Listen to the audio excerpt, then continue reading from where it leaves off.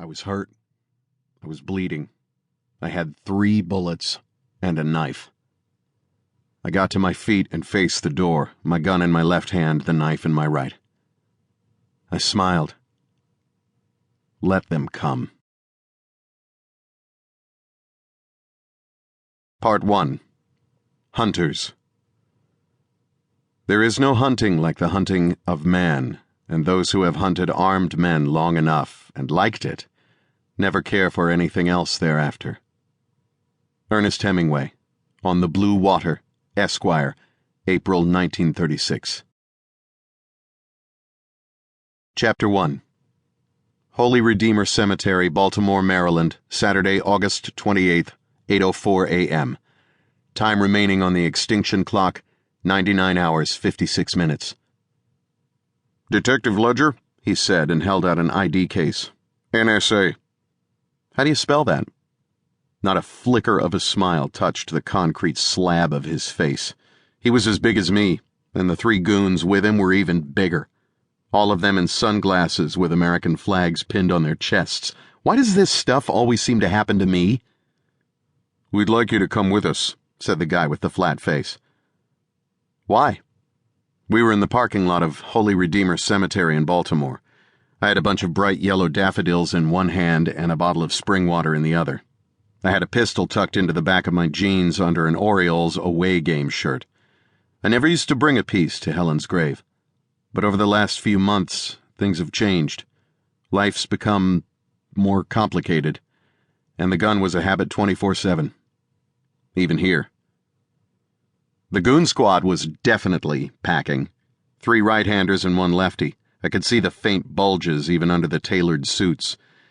The lefty was the biggest of the bunch, a moose with steroid shoulders and a nose that looked like it had been punched at least once from every possible angle. If things got weird, he'd be the grabby type. The guys on either side of him were pretty boys. They'd keep their distance and draw on me. Right now, they were about 14 feet out and their sports coats were unbuttoned. Smooth. "We'd like you to come with us," Slabface said again. "I heard you." I asked, "Why?" "Please, Detective." "It's Captain Ledger, actually." I put a bit of frost in it, even though I kept a smile on my face. He said nothing.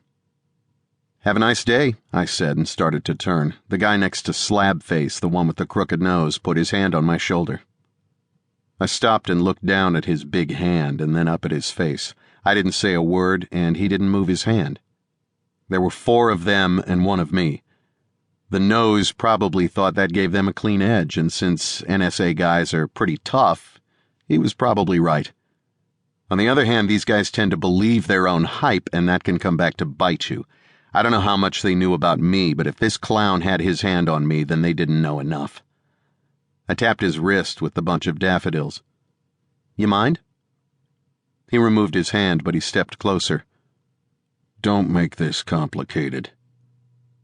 "Why," I said, "is not a complicated question." He gave me a millimeter of a smile. "National security." "Bullshit, I'm in national security. Go through channels." Slabface touched the nose's shoulder and moved him aside so he could look me in the eyes. "We were told to bring you in." "Who signed the order?" "Detective." "There you go again." Slabface took a breath through his nose. "Captain Ledger." He poured enough acid in it to melt through battleship armor. "What's your name?" I asked. He hadn't held the ID up long enough for me to read it. He paused. "Special Agent John Andrews."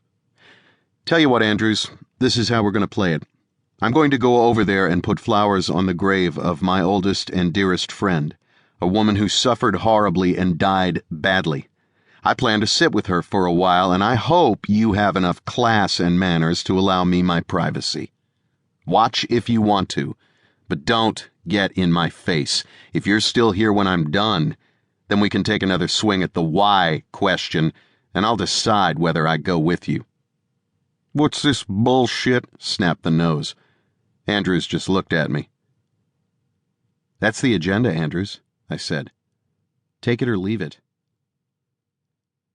Despite his orders and his